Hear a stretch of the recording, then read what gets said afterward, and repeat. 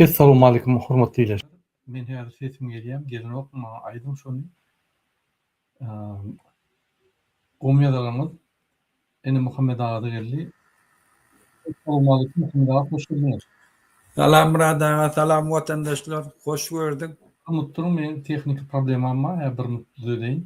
Yani ses oldu. Meniň sesim eşdilýärmi Muhammed Ağa? Eştiliye. Bir minut. Yani kompýuterimi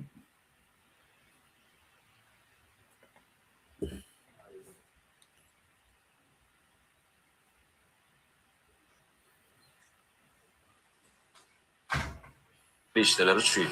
Bellenlen narxların üýtgöwsiz galýanyny ýatdadýas. Häzirki wagtda güýjünde bolan narxnamaları ýene bir gelek ýatdatmak bilen uly ferişdeleriniň görünüşlerine görä odol bellenlen tölewleriň ekranyna görkezilýär ýaly kesiplenendigine dikkatyňy da ýetirýär.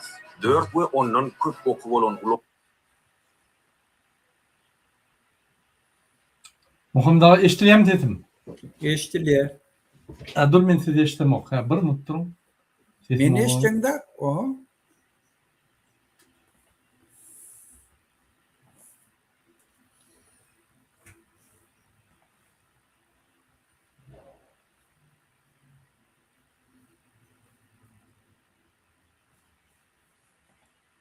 Eşdilýärmi? Meni eştiyen. Sen eştiyen. Men sizi eşitmek. Bir minut. Tehnik problemimiz var. Bir minut. Hormatly ýeler.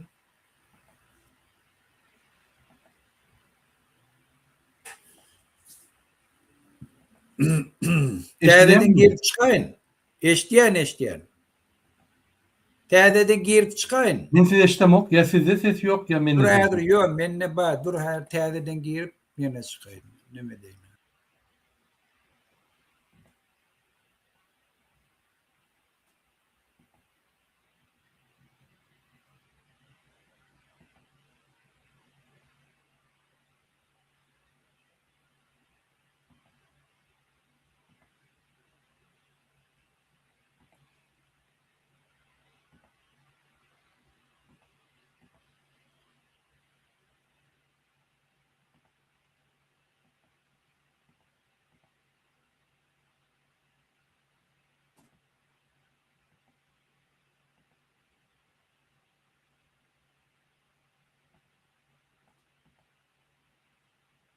Bir minut vatandaşlar, men sesi düzedeýin.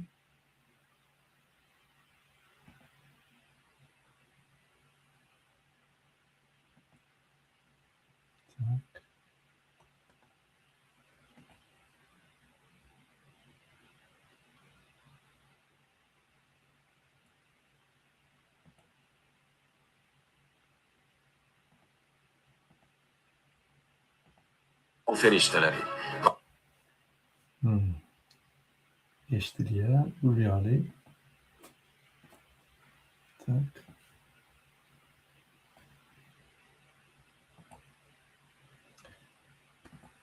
Muhammed Ağa, assalamu alaykum. Salam Radana. Eştiyenmi? Eşdiýär. Başlurmy? Ha. Onda başaýyl Muhammed Ağa urup geldi. Bol ya. Biz açyk efirde. Hormatly ýeler, hoş geldiniz. Assalamu alaykum. Şu gün 2026-njy ýylyň 13-nji apreli hepderiňe duşanma güni. Hoş geldiniz. Türkmenistanyň Demokratik Opozisiýasynyň platformasynyň kanallarına. Hormatly ýeler, ine şu günkü bizim temamyz Kirzap Serdar Berdimuhammedow näme üçin buluşlary göçürjek bolýar. Şu arada gurmadyp we ikinji Kirzap Gurbany Berdimuhammedow Awstriýa baryp şol baran ýanky bakkaýdan ýerlerini bir gurgun ederdi. Kimden duşdy, näme üçin duşdy, näme çykdy. Köp zatlar gurgun ederdi. Gelin Muhammed Ağa, onda başlaýyn. Hoş geldin, salamu alaykum. Ýene bir gerek Muhammed Ağa. Salam Radana, salam vatandaşlar. Muhammed Ağa, ýanky bir gysgaçyk ýanky bir näçe videolar bar. Şondan öňki ondan esasy temamyza geçerli. Hemişelik edişimde görmedem. Ine hormatly ýeler, birinji video, gelin şunu seýrediň. Şu video gaty wajyp biziň hemme daşörtde işleyen migrantlar üçin. Ünsörtlerden ine şol gysgaça ýanky beýan edýär. Men onda gittim. Men ýürüýti daşörtde işler. Öýrenmek üçin köp pul götüren. Sağ olun. Efe, kanka, ben geldim. Geldim oğlum. Öyle oğlum. Hava. Söyle deli. Var git de pul kadar gel. Eklemeli mi ne olmuş? Ya bu genel çık altında yiyecek. Bak. Sağam için. Ben nerede taşarım işler kullanıp gelin. Köprek kazanın. Yok bazen Ha gelin mi? Geldim. Ne bu sana? İndi beni sen taşar. Niye gitmeyen? Biz yeni köpeliyiz.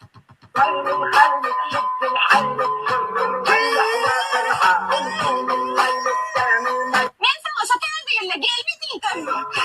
Gerçekten mi? Ben öyle. İndi beni içeriye gitmeyen mi? Bana mengde ben olur. İndi beni içeriye gitmeyen. Buna ben seni öğretmeli. Lokal olmalı. Ben kullanıp gel. Ben öyle.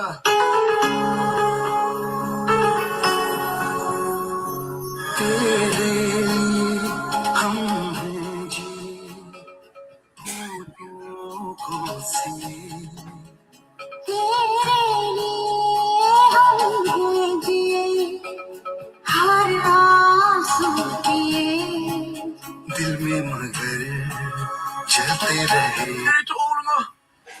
Bu dükkan pistolet getirdim. Çağır oğlumu. Gel.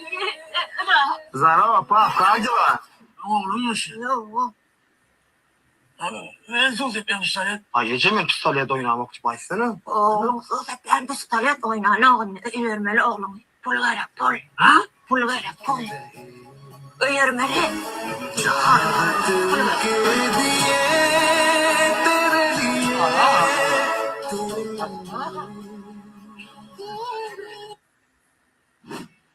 Öğlenir ne toymadım. Var oğlum sağ ol Ahmet. Sağ ol Ahmet. Köy pulvadan gelen. Vallahi böyle. Hoş oğlum. Sağ ol.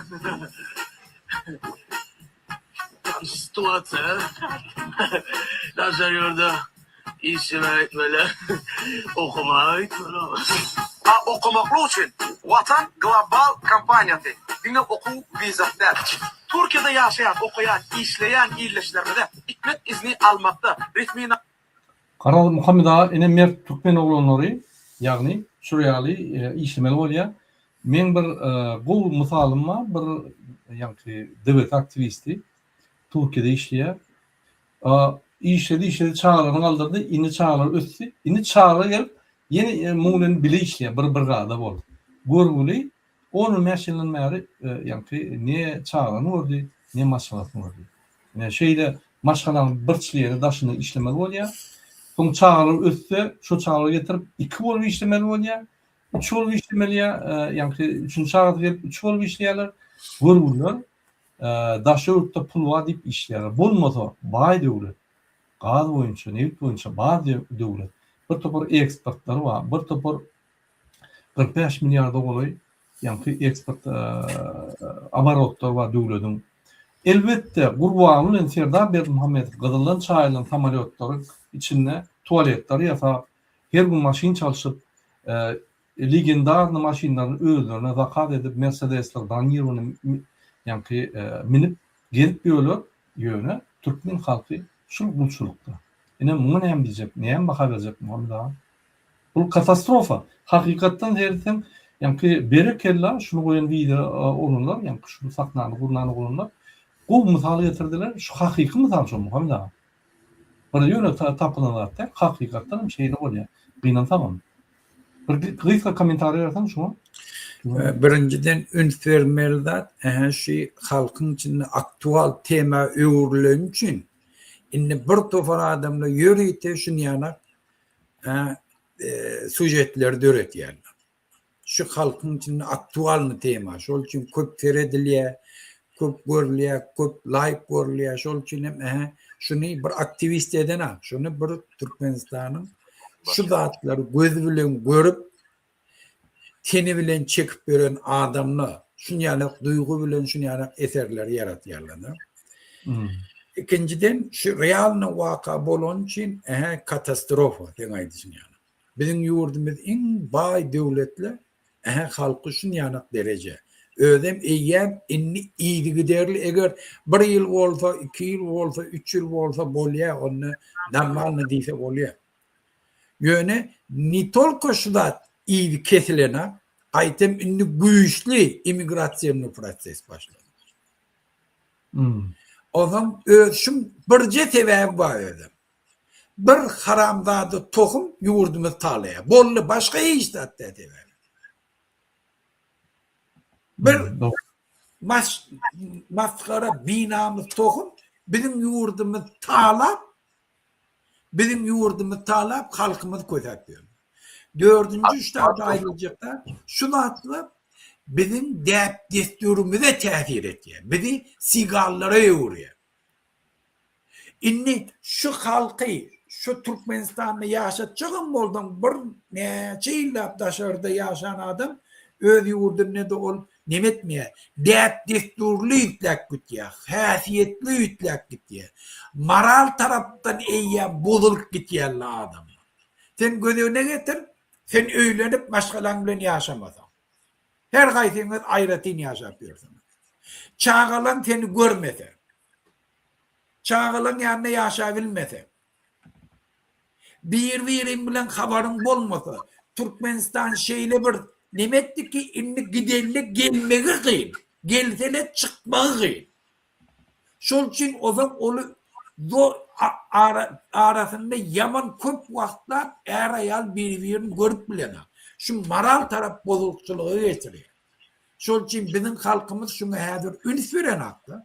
Şu pasli sıfatın neyme getiriyerliklerini fikir edene. Bir ödüne gelse o zaman verdim Muhammed'in damağını çalıyor. Ay çalmaz yalan der. Şu da şunun için aydılıyor diktatörlük halkı katastrofu getiriyor, kırgınçılığı getiriyor diyen iminli şunun için. Ola ay keyifli gezip böyle haberler yok şu zaten paslı istifatından. Ertinen bolcağından. O İran'ı görüyorlar. 47 yıllar. Ola bütün halkın kırık otuyor. Kırgınçılığı getirip otuyor. Bütün iktisadiyen darga otuyor. Eğer şunu indi düzeltecek olsam ne olur başlama. Doğru. Muhammed ağa, inni kadr görülüm, gattol velek kıştın. Yine bizim seslerine de uğurlan 8% sesli yankı sayılı geçiren minimum 50% adamlar barmaz sayılı 51%. 8%'ı geçer. Şunun içinde de yani 12% uton adam yine Serdar Berdi Muhammedov.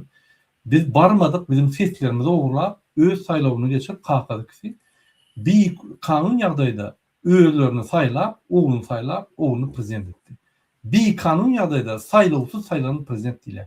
Falsifikasiýa üstünden. Ne gelin şu saylanan wagty näme gurgun berýär, näme wada berdi adamlar. Gelin dinleýin Muhammed ağa. Döwrebok ýaşaýyş çaýy bilen ipçin etmek meniň esasy aladadarmyň biri bolar. Sıdat hanım soňy. Muňa baramazdan häzir etçenli ilatyň çaýy bilen ipçinçiligine değişlik hiç ýyly maksatnama statistika ya da siyasat köpçülük bilen paylaşılmadı. Devlet iş yerleri için ulum içerde subsidiyalar verilýär. Türkmenistanlılar ulu kardalıp, bergi üstüne berge yiyip, jay tatın almalı olýar. İpoteka hyzmatlar üstmedik. Jay yetmeçiligi tebäpli maşgalalar bir jayda kän adam olup yaşamady olýar. Maddi ýagdaý pes bolan Türkmenistanlılar yaşaýyş şertleriniň pithiline kaýyl bolup yaşamaly olýar. Yurtda yaşaýyş jaýa bolan hukuk, döwletiň dogly kontrol etýän bank ulgamy, iktisady kynçylyklar, daşary yurt valutasynyň ýetdirliginiň çekli, gariplik sebäpli berkçeklendirilýär.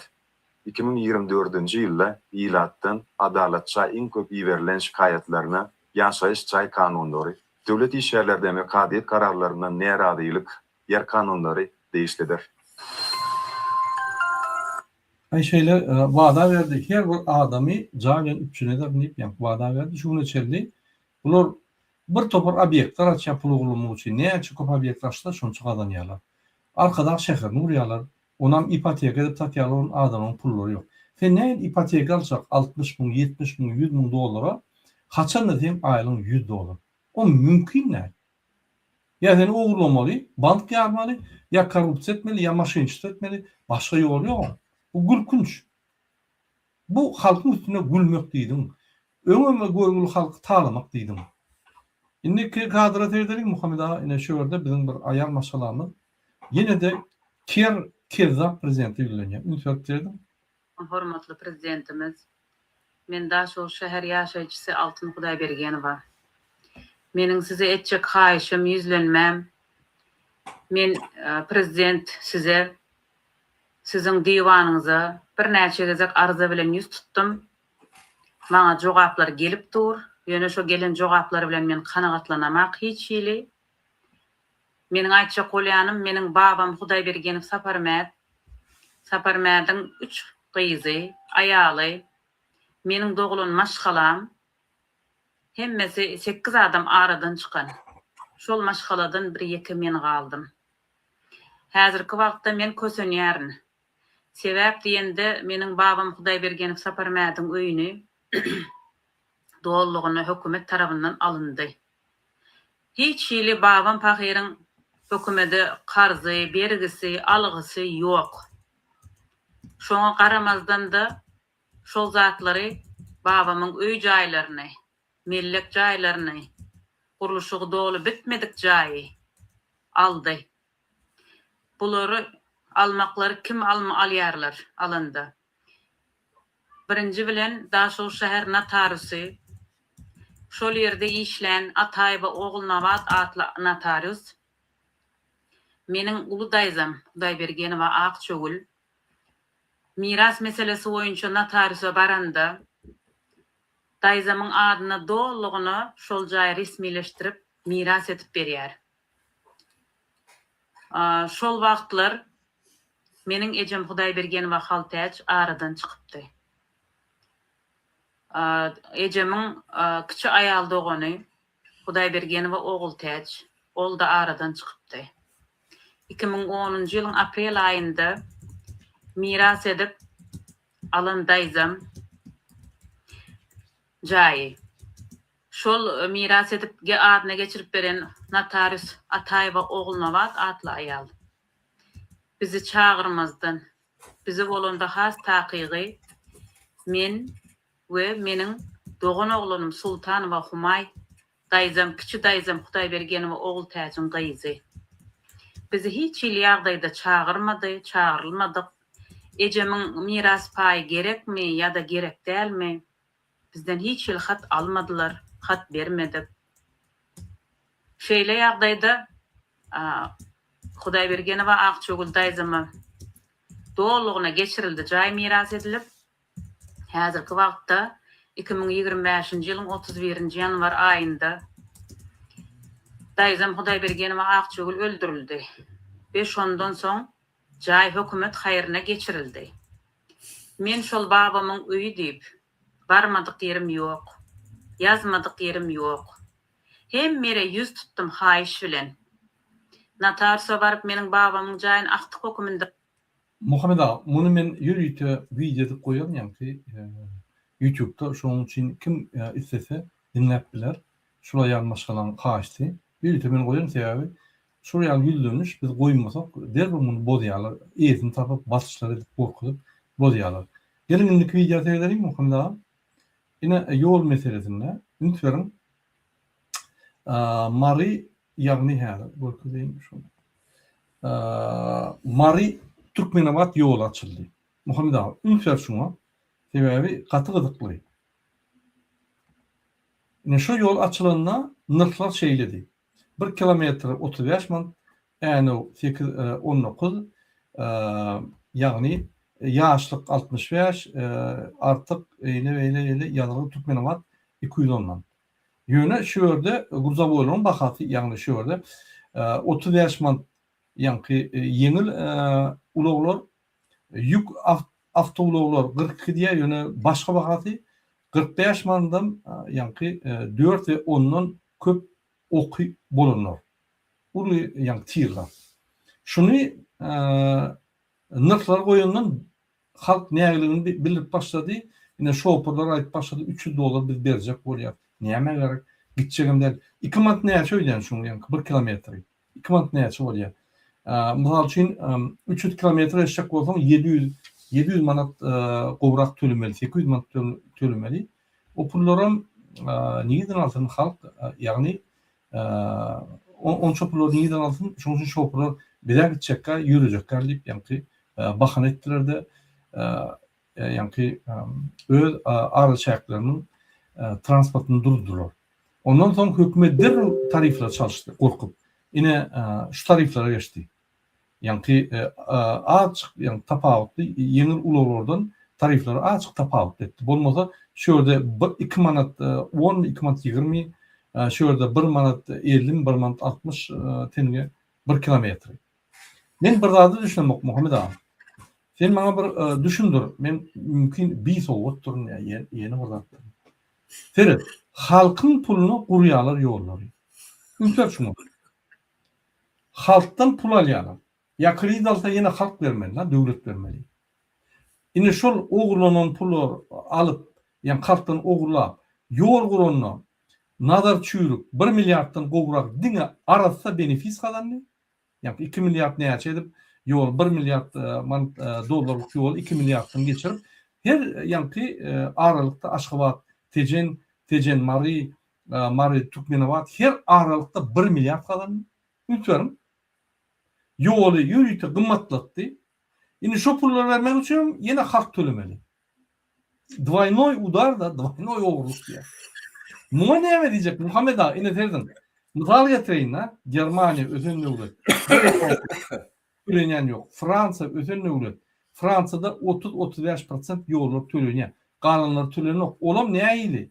Yani ki aksanyerini opştu ediliye, halka düşündürülüye, yine kim yiyecek olsa giyirin. Yine alın, koyun, vurun, ihtiyarlık sizinki, avtoban vuruluyor. O avtobanla da proyekt edilenle 10 yıllık şol avtoban salgıdalınca 10 yıldan sonra muht. Sebebi ödünü yaptı. Öd pulunu ödep sonra muht. Unutmadınız mı? Gaz yok Fransa'da, nevit yok. Adam köp 80 milyonu oluyor adam ma. Şonda da şular soňundan halka şu ýol padarky berýär, halk töliýär.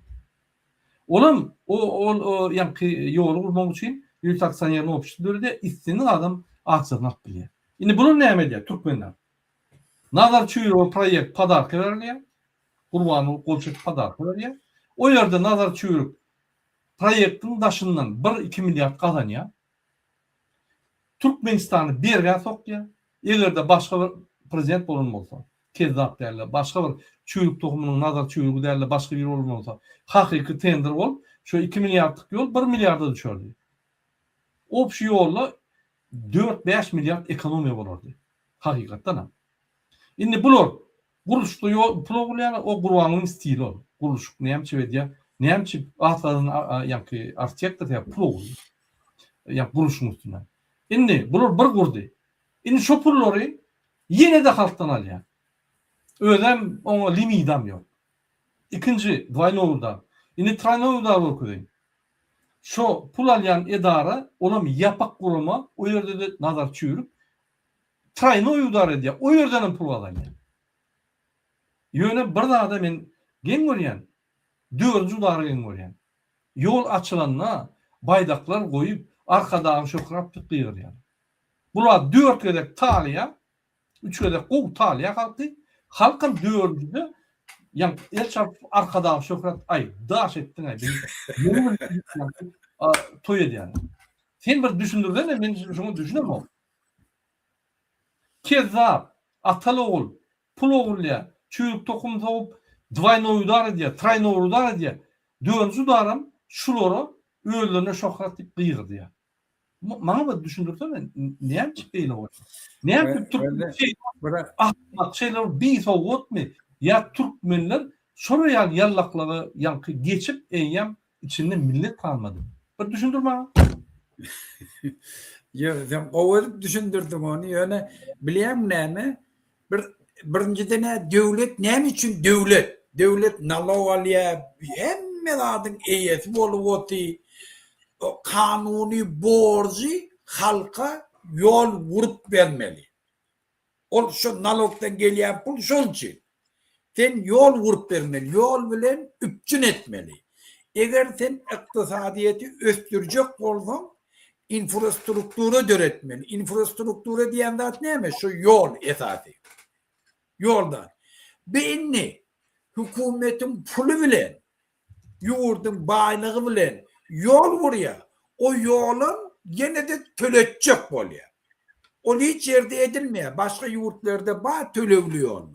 Ola alternatif. Yani hükümet öz Aslında- etmeli işini etiye yolları var. Adamla kat ne yapıyor? Yöne kaptanından yine bir yol vuryalı dapalını itinli. Her kim tölete mesela çaltırak varıp biliyemez yeni köp dahilin yine buradan biraz mümkünçülük ondan kovuyor.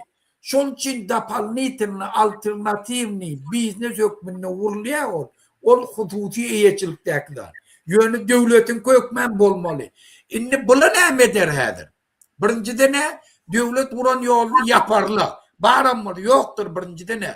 Yaparlı. İnni hükmen tölevle derler. Yani sen o şehirden o şehre gidecek olan hükmen tölemiyor. Devletin kuran yolundan seni hareket ettirtmerler. Yo hükmen şu yoluna gitmeliler. Tölemiyor. Karar biz ayyadık Muhammed Ağa. Hem mi daha da tölersin? Hem demalyan havada da tölemiyor olursun. O pulunu yetmedi de tuğ kâr edip eşek gel işlep şu pulları yerine koyuyorsun. Hava şu şeydi bu O tidayı. anın neme o kezzap ferdar çürük tohum uğurlamasa yaşa bilen o. Sen hükmar şonu tölebilmeden tuğ kâr edip işlep çağırana pulu verip şunu tölemeli. Men burada düşünüyorum. Dar Türkmenistan talab otildi da şol için. Şu zat näme zat mümkinçilik beriyor şulan şeyle bolmalı. Halkın sesini çıkarmayan. Buluşlayanak ovalarına baranna tayaklap kovalak göverdiler. Serda Allah barar şolar radiyetçi. Yine bir gede kalmasam yöre seni yani yenişip dururlar iqtisat taraftan, fizik taraftan seni izolatorda vurup öldürürler. Kalmalı näme? Yakadından tutmalı. Kim öldürýän bolsa näme? Egerde iki şan polis halk öldürýän bolsa buluşup şu polisin yani düýü bilen ýok etmeli. O ne olur düşünürler, şunu demeli. O zaman bilen oga.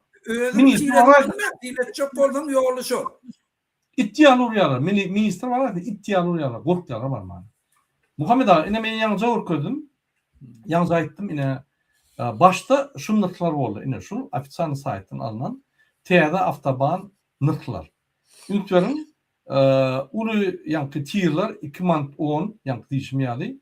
Avtobuslar bilen bir tane oklu şahsiyle yankı avtologlar 136 halk uçuynem yankı bir 035. Inni derrew halk yankı gahar gelip gadab gelip başlarından derrew şunu geçtiler. Lütfen hem yani pardon başka tarife geçtiler men her görküdün o tarifam 035. Ha bir mi görküdün başka bir tarife geçtiler. Ona mı görküdüm 035 bir minut. Yine şu tarife geçtiler. Lütfen 035, 042, 046. 2 ona derek 045, 136 derek 042. O zaman çıkış ediyorlar. Biz de yankı bakaları 3 gündemde ok diyorlar. Yani şu çıkışan bir yerde bakaları 3 gündem ok yani. Ne şeyle ağırlıkçı, şeyle yalancı, halkını fiilamayan, ağırlamak bulur için bir saluk malikim demek yani. Utunan oklarım. Türkmen televizyonu ki iksan kezzap utunman ediyorlar. Halk yok yani ya burada yüzüne basacak adam yok bolsa şey diyorlar. Biz kimde kıyıp yüzlerine vasiyet olayım halk ondan seyredip üntök başlıyor. Ne yapayım? Her kim öz biznesi bilen öz kazanmak bilen ılgap diyor. Öyle kötüne ağır kazanıyor. Varşava'da, Ördü'de, Sivri'de, Rusya'da özün nekarlıya. Bundan metal gıyınıyor. Ne metecek gıyına? Gideli Türkmenistan'da çözülü metelerini bir saatte çözülüyor. Bol ya. Ne gerek? Buraya kötün. Şeyde yine buluşlardan misal almalı. Ben Keypinay'da bak buluşları. Haytı o da şuraya kahraman adamma buluşlar yani. Polis varsa örde oğlumana, ördökler Almanı varsa sen Geday polis var yok olup bütün hep koyuyor. Haytı o da var. Bayramalın Çeçen ovasında var mı? Yok. Hayta ovada var. Ahalın hem yerden kura yoktur. Göktepe'ni al, Bakır'dan al. Bağır, Köş bu tarafı, Gavur, Yaşlık, yankı, Kaka bu taraflarından tecene çevir. Yok. Biz oğurlamak bolsa hemme da tayin. Bez dokumentni legalni daşırıptırdı. O graniçany kesip 20'den 50-60 adam akıdıp kahraman bolup şöyle tutulup türmede oturup mertçe oturmağına ölmene tayin. Bir saat köşküne varıp tanz edip diktatörün kuluğundan tutup cenade çekmeyene tayinler. Men şunu düşünemok Muhammed ağa. Yo, Ona da barar. O yerde Sivir'de bunu risk alıyor, ülkü dotiyorlar, Türkiye'de risk alıp deportasyon lağırda yatıp o yerde de advokatlar cana diye yatan yerine 7.000-10.000 dolar tapıp öz problemini çözecek oluyor. Ne emedecek bunları? Gidelim Türkmenistan'a. Üşöleyim, baralım koşkuluna. Mesele çözüldü. Devlet şeyde bir teyade, yani hükümet sayıları şeyle bir teyade hizmetler eder. Yedin edersiniz. Türkmenistan'ı ucuklarsanız, ya Türkmenistan sizinki değil. Vatanım. O zaman yine bir daha Muhammed ağa, ben bir daha da katılım söyledim de. Türkmen halka değil, yani Türkmenistan'ın içindeki yerlikler olayta da şolur trend veriyor. Ondan sağda halkamam onlanıyor. Biz bir daha tankid etsek, hakikataysak, ay siz vuruşturacak bolýaňar. Sen Türkmenistan'ı gana bulacak bolýaň. Günne gana bulanıp gören o iksan kezava yarıp diyor Türkmenistan'ı. Ona zati bilen oktor. Yöne sen vatana söz diýän, sen vatana şikayet etirýän, sen vatana karşı diýen zati hormatly illeşler. Men ine medeniyetli aýdýan size. Büyük Türkmenistan vatanları ve Gurbanlı Serdar'ın güçlerini demiştirmen iksan dürlü da o. Bula büyük vatan mı?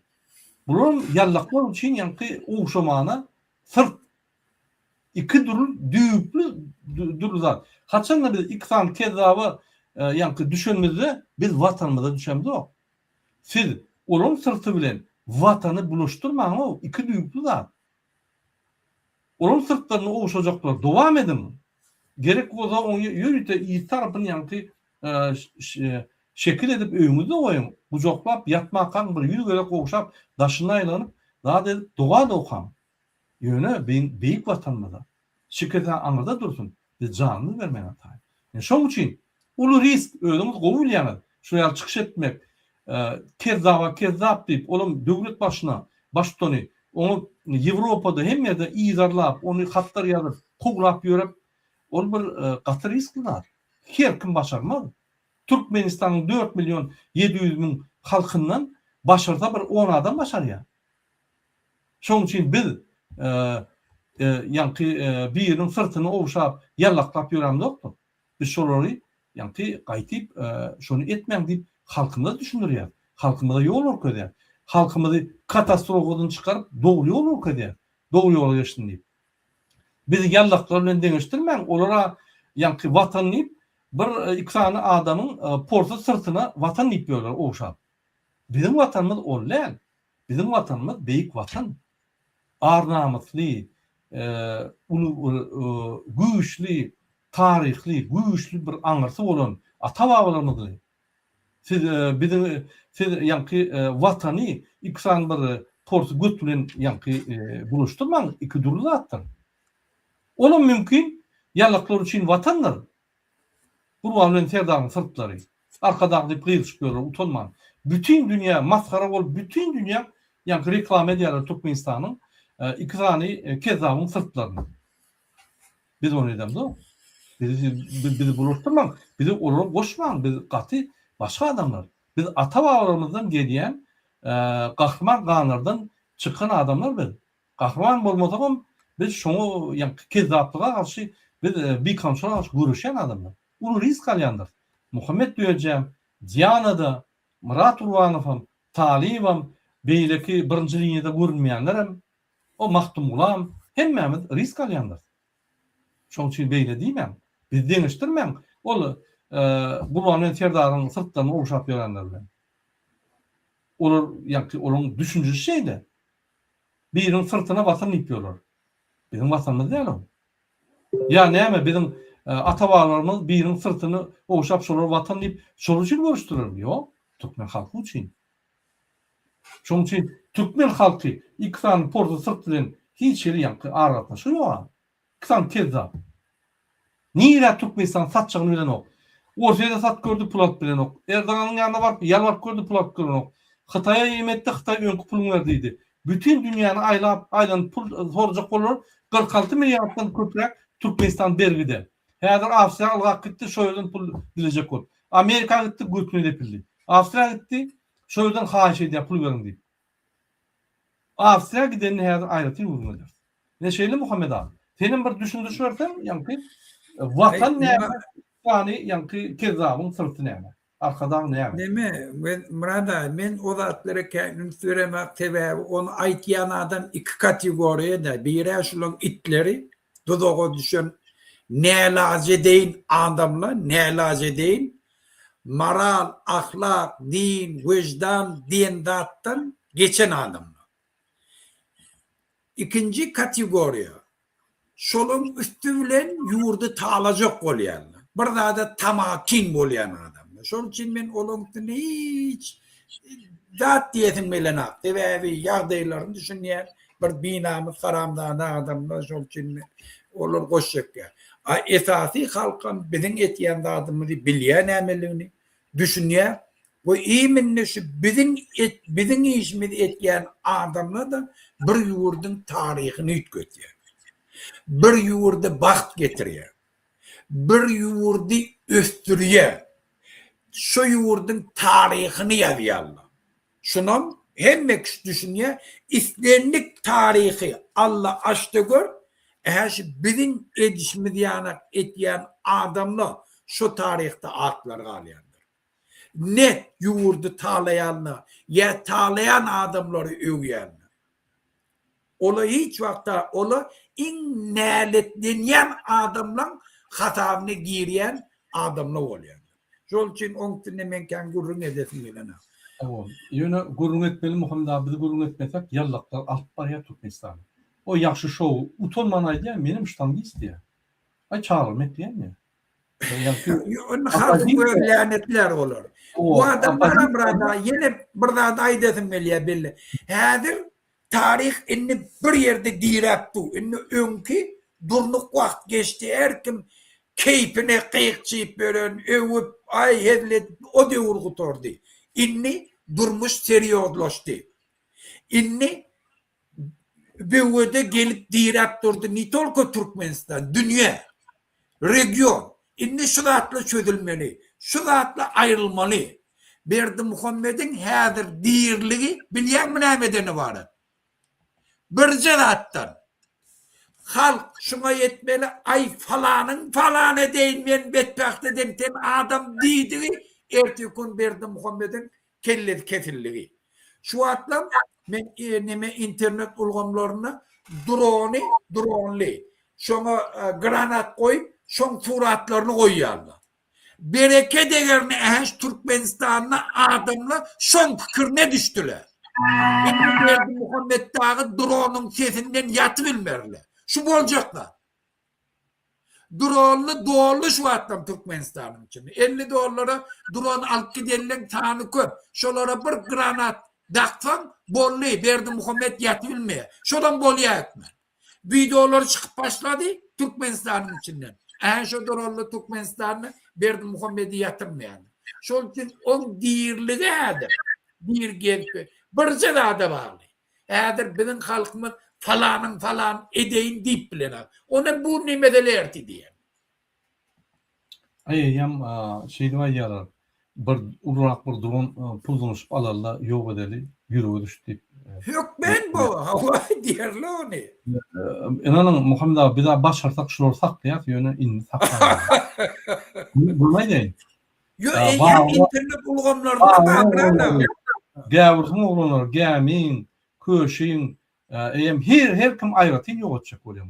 Ýürü boldy diýär, diýerdik diýär. Atal oglanlar. Inne bolýar. Ol öz işleri, ol öz halka garşy diýämin, halk hökümatynyň jogabyny berýär. Muhammed abi, men başga da gurulmajak boldum. Ine gelin yeni bir Ferdelin Serdar Bey Muhammedow näçip geldi yankı sol sanamen genişliğine. Näçip ine biz çıkış etdik bolýyn. Dere ol gapbardy. Jaý gurjak, onu gurjak diýip başlady. Häzir biz oňa gelinçek Muhammed abi bir kısa video okuyacak sana, sen şuna bir komentar versen, o zaman benim öz yerimde veren. Lütfen şuna. Bizim esas aktörümüz, klown, Uluç Sırkın, At Kadının klownu Maskarabadi, Gurbanver Muhammed. Gelin seyredelim.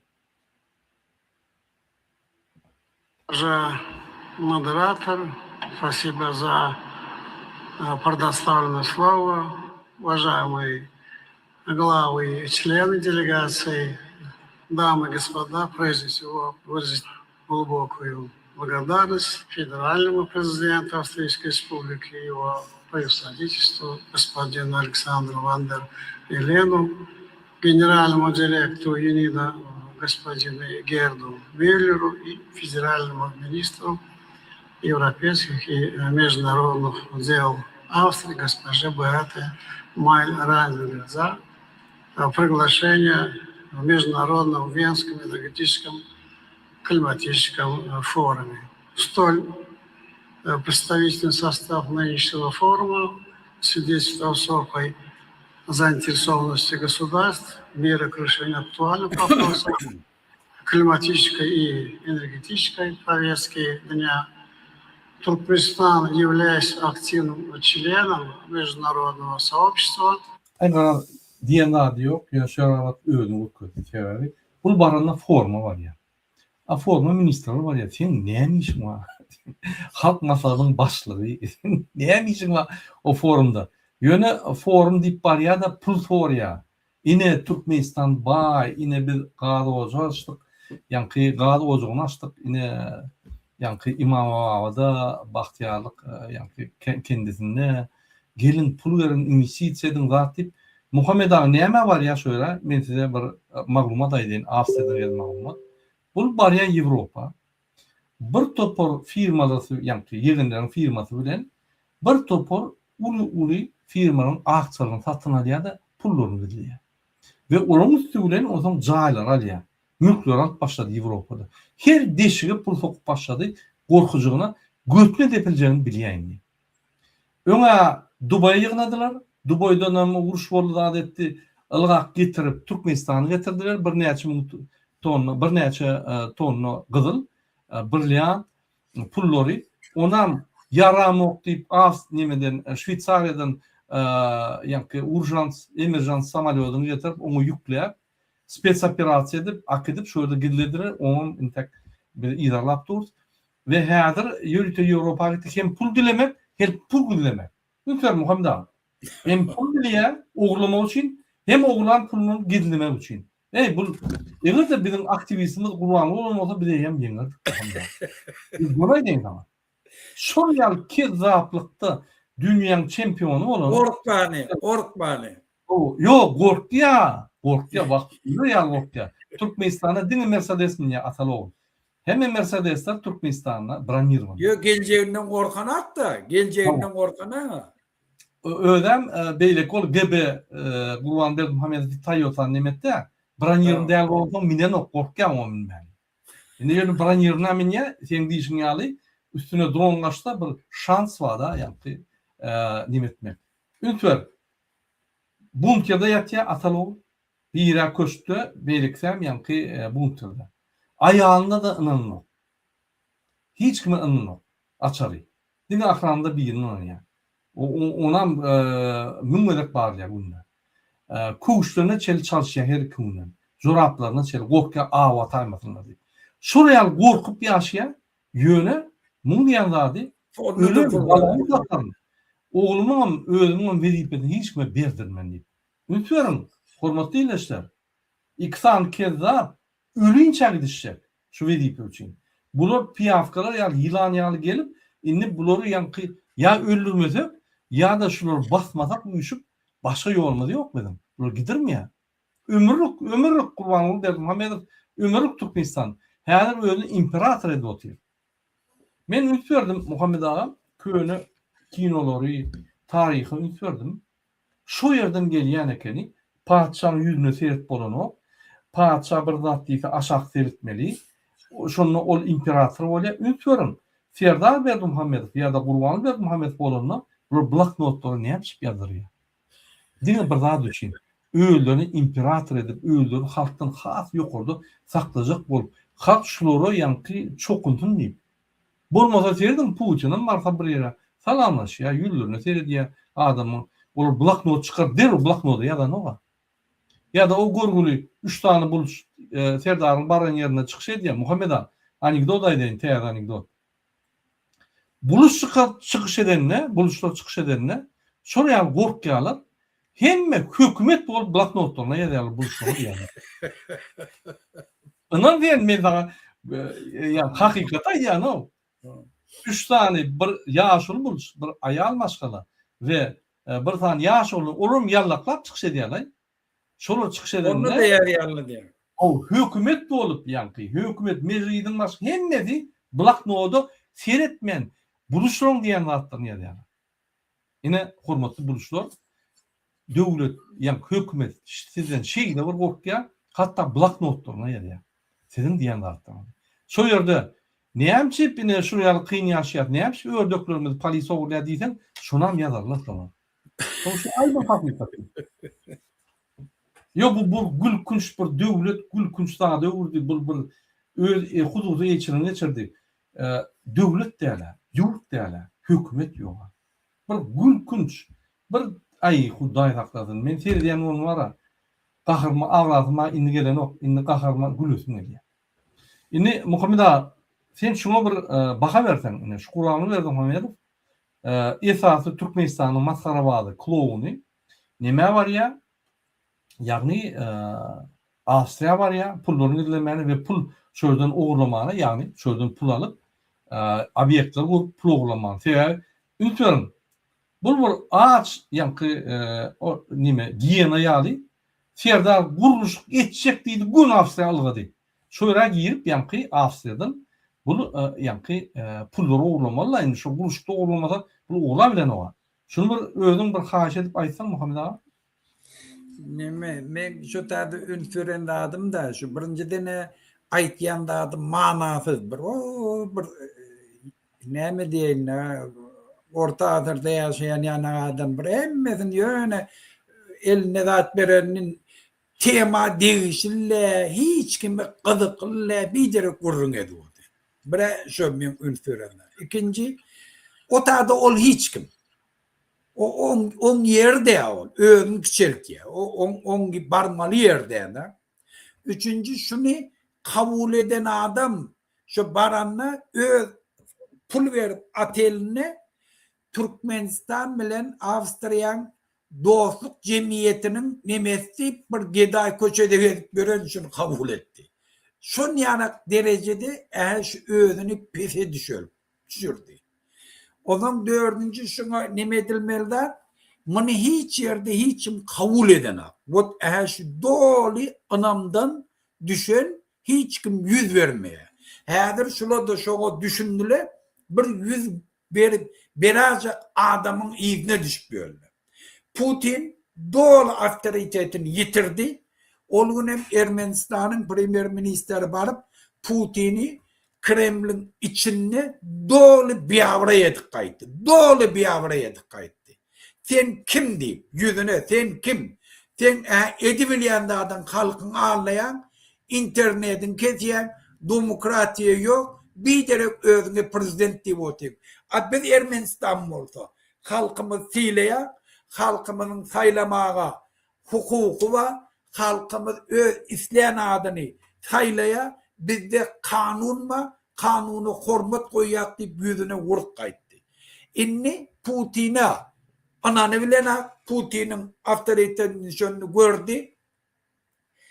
Dünyanın hiç yerini Amerika var, Amerika'da Trump kabul etmedi. İnni ne edeceğini ben iki dünyanın ağı arasında bolup gören bir karamdandı. On dereğinin üstüne de halkın pulunu oğurlat nerede koyacağını bilene. Ön Dubai dedi, inni Avrupa'da koyarım. O tarafta koysa bize koy. O taraftan bize almak yengil. Şol için on gidebilecek yeri yok.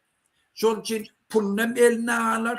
Yöne bir derek yine de Türkmenistan'ın pulunu harc edip böyle. Bir derek halka çağalarını leçid etmeye pul tafana bu haramda da en kımmat duruyan atellerin içinde bir derek bir tofar adamlarım öz yardım bilen ekidip direktif Türkmenlerin pulunu tarif ediyor. Türkmenistan'ın jurnalist alıp gidiyor. Türkmenistan'ın jurnalist alıp gidiyor. Jurnalistler bilen interview verdim diydirmek için. Şveçya'da, Avusturya'da jurnalistler bilen interview verdim diydirmek için dine şu ta Türkmenistan'dan alıp gidiyor. Şu 3 tane jurnalist alıp gitmek en değersinden $30,000 rasyodu var. Şu $30,000'ları 10 tane Türkmen çağırın keteledikten ağlap gören çağırları leçid edip oluyor. Karamda şey ettirip. İnterview beriyen adam ne mi? Ay hem de daha diplomatik yoluyla çözmeli. İran'ın meselesi var arasında aytiyen. Başka iş zaten de. Aytiyen şun Türkmenistan'a da aydı biliyor şu. Şoları yok ben ekmek gerek var. O şun yanak bir karamda da ulan ne mi diyecek başka? Muhammed abi, ben aydın ne mi diyelim? Bu bariyer. Programması var. Programması doğru yat ya. Kabul eden o hiç kim forma var. Öyle görmem öyle ya. Boş vakit geldi. Kadrını verdi. Ondan kadrı yetmezse şu Türkmen jurnalistine sorup şöyle Türkmenistan'a interview veriyor. Aslında Türkmenistan'a interview veriyordun ben. O yerde Avustralya'da gene de Türkmen kanalına interview veriyor. Ay şunur bu. Bunlar bir kinoçu. Spektakl koyuyor. Burada da men telpek koyan uğurlukta, kezzaplıkta at kazanan bütün dünya ginesine giren kezzap. Kıynatakta. Öylem men en bir gülkünç yeri şunu ayırmak iyi işim der. Yani biz çıktık köçe bollu kaç gidiyorlar ikisem. Atal o. Bollu. Bir topor yallakları imtin oluyor. Ayal maskalı koyun olup kaç gidiyorlar oran. Bollu halk yendi. Yok oğlum özler bizden meter şola dep ya. Bereket de vermeyt ya. Şimdi Feridun hiç yere gidip işlemeli yani. Türkmenistan'da çağızıklarından bile olup artığın 35-40 saat hepten işler ya firmacının açık kazanıp oluyor. Hem de açık istediğim için olur. Export, valuta isteyen vakti giyecek onu. Bunu Türkmen bayar. Biz bayatmalı halkı. Halk közün yüzünün var közün geliyor. Biz bayatmalı. Bolun ne o? Halkı ütmeler. Ne mi oluyor? Ünitlerim. Ben size 4 tane pozisyon 36 yılla konvertasyon saklap bilemiyorum. Onun konvertasyon yok Türkmenistan'da. Eğer de 90% konvertasyon bazılarda edilen olsa dövülü demiyor. Kriminal. İkinci, senin bankından daşırda pul geçen ok, daşırdan Türkmenistan pul veren ok. Sen korşodun yapak Swift'in bağlı. Avrupa Swift bağlı değil. Nemçip, kezzap. Hem kriminal operasyonu yani yüzün koyup bağlı değil. Biz hatta valuta katlaşan gurulem yok. Katastrofa.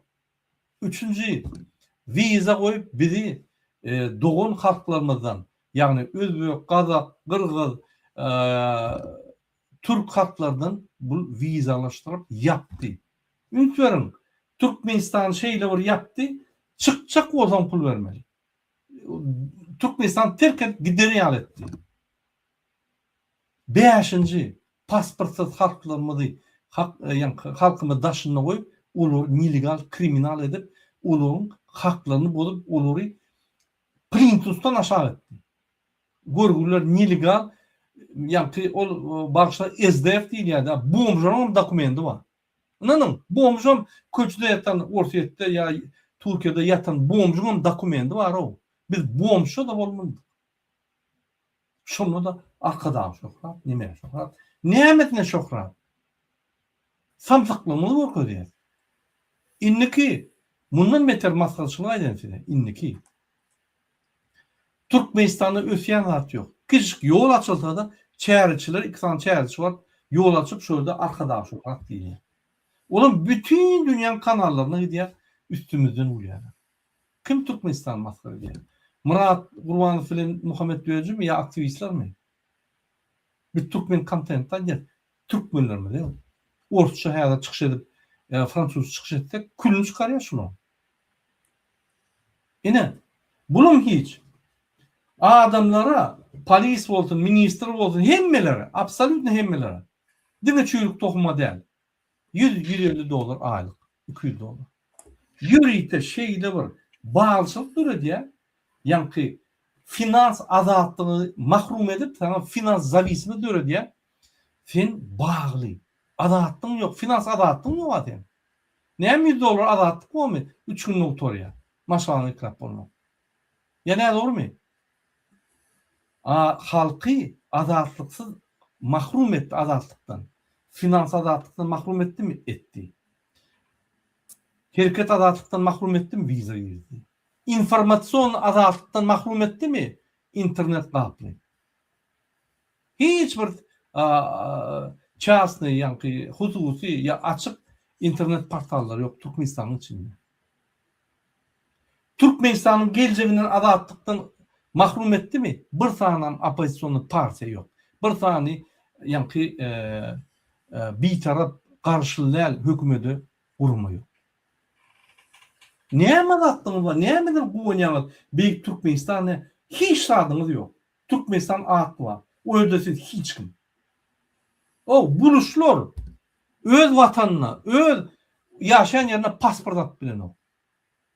Mene buluş olsam yığınardım hemen yörün Aşgabat'a gittik. Bu haramdağları ayırıp Türkmen halkına kömek etmesek bulunok deyip akıderdim. Olum gerek gel. Mansur Mengelov marda yatıyor Banita'da. Barıp bir mertden ökülüp elini yönü yani elini yönü uzaklak kayıt öğünem. Elini kızıp. Ay men için uğraştım, buluş halkı için uğraştım. Benim buluş halkının vekili yöne barıp görünen şeyler yok. Buluşlarım gider, narkotik aylar, yani tarmadol, permadol eder, on eder, mun eder, kriminal eder, polislerin gidişer yöne, şunu halkı adaletliğe çıkaracak, halkı onu yol koyacak adama gitmenler. Yöne buluşlar bolsa da Türkmenlerden mertrek. Bu hakta söz yok. Men onu kıynanamayyan. Bana da değiştiler. Men onu kıynanamayyan. Biz baştan titulunu atsa Türkmenler buluşlar soğuk bilen bu. Yani doğru mu? Yarın komentariyada söğüp doğru deyip ya da nimedip medeniyetler yarın yanlış yapmasam yarın. Ne şeydi Muhammed Ağa? Bunu ne diyecekler? Bana düşündür, ben düşünemem. 5 tane azadlığımızı mahrum etti. Hareket, finans, azadlık yok. Sen 100 dolarını sen bomş. Daşında dokumentler yok. Sen bomşada da dokument var, senin ne yok. Yani dokument azadlığından. İnformasyon azadlık, internet işleyen o hem azad bağlı değil mi? Yani bunları tekli neme diyen övgen programlar. 5. Senin söz azadlığı. Ne hemen var? Hani Türkmenistan? Hani atavatanım? Hani ön atavatanına hemen adam vardı. Ne yapayım bu atavatanına işlat yok. Ne yapayım bu atavatanına çürük tokumda hemen at var. Bunu aylık alıp gören var. Milyar kopartıyorlar. Biz aylık almam hiç işlatsız. Haksız. Hiç azadlığımız yok. Düşündürün bana şunu. Ben düşünemem şunu. Burada ol azatlığı kesmeklik bir zat, on esası iş azatlığı kesmekten niyeti neyme? Türkmenistan'ın bağlılığını tala oldu. Hedir şun var eğer inni şu gitti de hedir şu gitti, ondan görürsünüz şu adamın Türkmenistan'ın bağlılığının nemedilliğini. Şunu göz yetirir. Biz hedir hiç bilem de. Nece belgisi varlığını, o zaman şun eden cinayetlerini biz yapacak olsak, o zaman biz zahmet çekmeyin. Bir eğer şeyle devam ediverse, o zaman bizim geleceğimizin hem bizim önünden satık git yerler. Bizi belgidar edip git yerler. Bizim yurdumuz dargadık git yerler. Şuna bırak oylanışmalı. Yine Muhammed Ağa Gattur deyin, men yine hemmemiz ayyan. Bana da değişli. Türkmen gazdanları değişli. Türkmenistan 46 milyardan köp berrisi var. Her bir adam çağan bolsun, özüň bolsun 9787 dolar biz orta goýaýmaz. Ya territoriýamyz diýär, ya da gar baýlygymyz 100 ýyllyk diýär. Ine men size aýdym. Türkmenistan ýylla 2 milyar dolar gazanıp bilýär. Ondan köp gazanıp bilýär. Eksport edip, ýani galan satyp.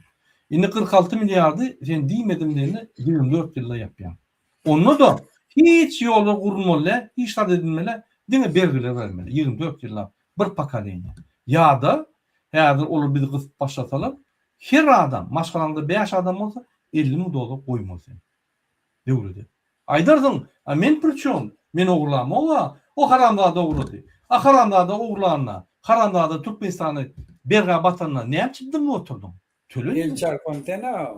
Çarpan hena arkadan şokratyp gıyran hena tölünni. Ay maňa men näme diýen ýekelim? Hiç adam etme, pulny goý. Şo, pulny ýokmy? Häzir Hytaýlar marda Lewapda ýam 50 hektar aldylar, ýönak gidip otylar. Berersin. Gitjek ýerine. Olam oň ýer narhyny sen tezitlemersiň, olur tezitler. Bize plançy territoriýa gazy raýonynyň bir soň näme etjek gazyň alsalar. Aydan.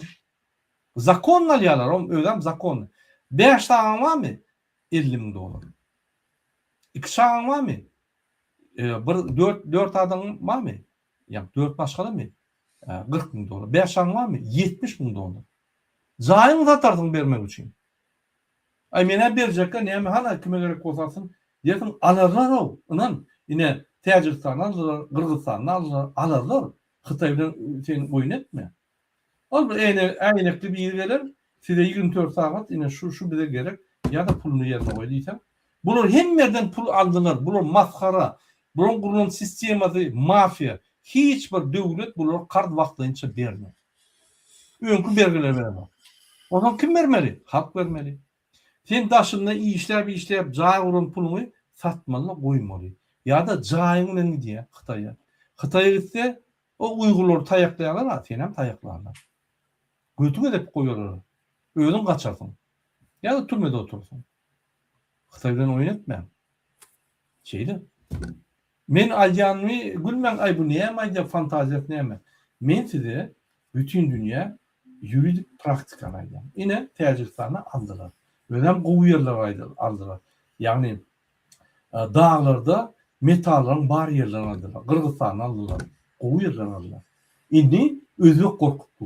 Emme tu nime Hytaýdan alan kreditlerini ýuwş berjek bolup inni alan okul. Bu bolsa aýagyna ýykylýar aljak bolup. Moýinni şeyler berdiler. Inni Türkmenistan ýartyn mary Lewap goparyal berdiler. Inni beren oklar. Galan ýeri gerekkä boş çölükler. Näme gerek? Ine mary velayet, Lewap velaýaty taýýar bolun. Siz Uýgurlara seredip berden ýanky ýagdaýlar kynlydyň, siziň ýagdaýlaryňy soraýarlar. Islanma. Buluş halkyny ýanky kelläňde şeýle nime derdiňiz, o pul edýäňde. Şu buluşlar dinlemeli keni. Sorularını bilirişmeli keni. Näme diýär? O akmaklar, diýerler, şeýalaklar gidip buluşlarını vuruşturjak bolup ýa buluşlara karşı ine Gurban vuruşturýar diýip ýanky pikir edip ýörler. Akmak. Bir towa. Gaýty buluşlara sag boldy nimeli? Biziň hemmämiz türkmen. Buluşan Türkmenistanyň grajdany. Şo bolansoň häzir az polis gorkýar ho. Şol bolmadyk bolsa depip sen ýanky gazyna däl, ördüňe däl, goýunyň malyna bardylar. Sag boldun buluşlara. Bir ýerde şonuň killetini berýärler. Sag boldun Lewap halkynyň mikroraýonlaryna polis maşinalary ýakyp gowlýarlar. Sag bolun. Şo ýaly etmesen, bro, limiti ýok. Sen eger jansız ölü ýaly otursaň, näme diýsen, letbeý arkadan şokrak diýsen, hemme adamlar seni hasapda da ýok. Bir kerek maňyny bersen, başla gel uruşylyk gelerler. Ýa-ni dormy? Men size uruş diýemok. Men size haklaryňyzy goran. Gormasaňyz bu tordy. Senin hiç tadyňyz bolmaz. Indi ýoluňyza çel pul bermeli. Gatdor aýtdy Muhammed aga, sen egerde platny ýol gurýan bolsaň, gapdalyna alternatiwny ýoluň bolmaly. Ýagny sen ýoluň normal bolmaly, gapdalyna alternatiwny platny ýol bolmaly. Näme? Käbir gyssan ya, pul töle geçiver. Käbir gyssan man diýär, ya da pul ýok, onun hökmany ýa-ki varianty bolmaly. Aýyo. Devletin öz bulan ýermesi bolmaly, nalog alýar. Aba. Halkdan nalog alýar. Sen ýa-ki gazyňdan ya, niýe gidiyor pul? A sen ýoluny gitmede näme etmeli? Burwalyň täze samolyotlaryny etmelimi? Yolum devletin pulu bilen gurulana. Adamın pulu bilen, devletin pulu bilen gurulana. Burwalyň öz samolyotları var, Gyýyzynyň Asabaýy var. Hökümeti degişleri ýok, öz samolyotları var. Men düşünemok. Haçana çelli biz gözümüzi aşaktan ýa-ki dym oturmaly. Şumoň bir ýa-ki limiti var, şumodan geçdi. Men gönaýdym. Bolmada beýle. Hani mertler ýokmy? Çıkmayacak yok mu? Talim'in kanalına varsan buluşuyorlar. Bak doğun bektire. Ama maşkalarınızda, tohumunuzda yok mu bir durup varıp bir razvolkasını, yani kanunlarını talep edip gider yani. Yok mu? Öyle de kanunları talep etsen, onu da sana yüzümü gülyen motoru, onu üşmeli. Varıp üşüp talep etmeli. Şu gülyenler ne edeceğini görürsün sen. Ne edeceklerini. Yani doğru mu? Bütün dünya adam hakları goýan jarnamada ýazyldy. Egerde bir halk öz haklaryny legalna, yani kanun zatına gora bilmese, hakkı var istenik variantda goramak. Yara almaly, beýle kalmaly, döwlet halkynky esasy döwletiň esasy aksioneri, esasy döwlet emeli getirýän halk. İkram kezzap değil o arkada şöhret, alaval şöhret olur değil. Devlete degişli yerler yok. Devleti basamadan kezzaplar. Ya ne doğru mu Muhammed abi? Doğru mu? Gelin yani bir kezzabın öz-özüne kahramançılık etmeyen ikisini kahraman medalını alın. Özü attan yıkılıp bütün dünyada maskara bolan özüne milli lider diýen bir kezzabın interwýusyny dinledim. Bugün oraya adaylardan geçişinde kadar yakat çeklere de harbi taydan var onlar yüze çıktı. Hormatly arkadaşımız, sizin garaýyşyňyz, Umman Türkmenistan'ın garaýyşy näfeli. Şu arada pikirlerinizi beýan edäýsiňiz. Türkmenistan'ın hazar yakat devletlerine, Azerbaycan'ın, Kazakistan'ın, İran'ın, Rusya bilen birlikde 30 ýyldan köp wagtyň dowamında ýetirdiler. Hem de şunu açyk görnüşdi. Meýillerle hazar hizmetlerine ýogly goýunyňy ben temeli düşünmek gerek. Şoň üçin şu ýyllarda biz öz işlerimizi utgoşdurdyk. Hizmetleriniň dürli oglaryny bilelikde üstünlükleri gazandyk. Netijede 2018-nji ýylda ähli kenarýa ýurtlar tarapyndan baş resminama hazar degdiň hukuk. Ay şu da. Orada yani ekspert bolsaň, orada yani neme bolsaň, onda sen ýallaklamalar Erdoganyň ýanyna ylgap, Putiniň ýanyna ylgap, Irany gollap, Israili gollap, Amerikany gollap bir durnukda siýasat etmesen, orada sen ekspert bolsaň, orada sen siýasatçy bolsaň, Türkmenistan bütün dünyada maskar etmeliler. Hatta bir yerde, bir döwletiň içinde bir awran almaly Türkmenistan.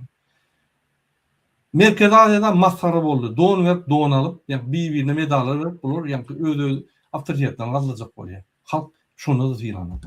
Türkmenistanyň içinde maskar dünyada prezident bolup ya ýolbaşy bolup atdan ýykylan ýeketek kezzap bar.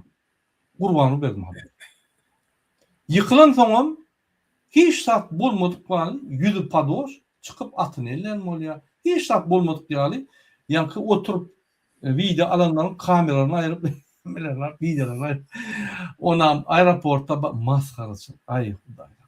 Ey şulardan biziň milli liderimiz diýenmizde biz ýerine aşağı gelmeli. Şuraya maskara var. Muňa da ýa-ni ýygnaklarda arkadagy şöhret pikir. Kimiň arkadagy? Türkmenistan 45% halkı daşında gulçulukda. Ne kagydylar var, ne dokumentler var. Türkmenistan'a gidip gelen oklar. Türkmenistan'ın Türkmenleri daşına çıkmağına arzu edýärler. Türkmenistan terk edip gitmeni. Hani milli lider, hani arkadagy, kimin arkadagy? iki tane haramdağda yegenleri, 4-5 tane doğumları, eğerleri, çürük tohum. Yani onun arkadağı. Onun pul yapıp yiyorlar. Bir tane Şammi. Bütün Türkmenistan biznesmenlerini, daşını işleyen bütün halkın pullarından bir tane Şammi'nin pulu köp. Aydın mı? Üniversite tordu mu? İnstitut tordu mu? Business okulu tordu mu? Firma açıp biliyor mi? Düşünüyor mu yani firma ayrılma? Yok. Narkotik sat diysen daş ediyor. Birini pastavlayetsen daş ediyor. Emhemeler var bu kayıt diysen külünü çıkarıyor. Polisler var dip kayıt diysen daş ediyor. Milyarder oluyor. Gözümüz yok muydu? Görün yok şu hatta. Adaletin yoktuğunu. Böyle bir hep böyle Türkmenistan dolandurup şuraya iksan kezzap doğularına şuraya mümkünçilik berýärni. Görün yok mu? O sizin mümkünçilikleriniz. Sizin hemmäňizden elinizden alıp şoňa berdiler. Biznesmenler yok mu? Ya sizin korrupsiýa batıp pul ulap daşyna gidip ay menki bolýar edip oturýarlar. Mümkün doğrudur edýän işiniz. Mümkün şunu işiniz Türkmenistan düýünden ýok eder. Mümkün doğrudur. Mümkün siz şunu isleýärsiniz. Yine Jeyli Muhammed Ağa. Gelin indiki videonun görkezleri indi biz öz temamıza gelelik Muhammed Ağa. Esas tema buluşlar. Men näçe buluşlara yapıştım? Ünitörüm bolsaňyz Muhammed Ağa. Biz buluşlar temanyny galdyranda buluşlara açyp ýa-ni hormat goýup başlaryna şoň problemalaryny bütün dünýäde aýdyp başlaryna ılgap barıp derru taýarlanan proýekti çykaryp ılgap barıp men şu ýerde owurjak, men buluşlara ýa-ni kömek etjek. Ine 3 tane buluşlary gurulýup zat edip ýagny sagat dаңda 4'ten adamlar köçe çıkarıp marin yapıp hemme ýollar yapıp özü şu ýollardan geçen ok. Mardan vertolyotly diýär, ýollardan geçer ýerler diýär. Onu surat almalar. Bütün dünýä görýär ýollar. Samolyotly var, vertolyotly var şu ýerde.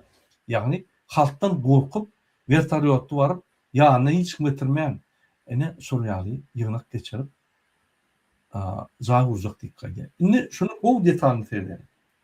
10 adama özünden gidiyor. Sebebi gurgular köçe çıkarıp ne tuvaleti var, ne imeni söyle var, ne hiç tadı yok. Onun yani çeyre çıkan adamlara da özlerini barın yani naharlarından özünüzü getirin. Barın yani 30 man adam başına tölümeli tuvaletinden belki özünüz çözün. Ne mi çözün yani o hem gidene gelişe gidişe çıktırıcılarına özünüz yapın diye.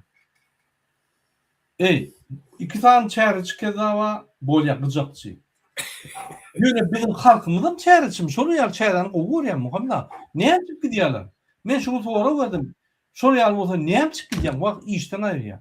İşten çıkma. Yok mu? Onu yani iş ne yapacak? Çayır ağatına çölü gidip ayar maşkalı olup tuvalete gidip bilmeden. Ne yapacak oraya?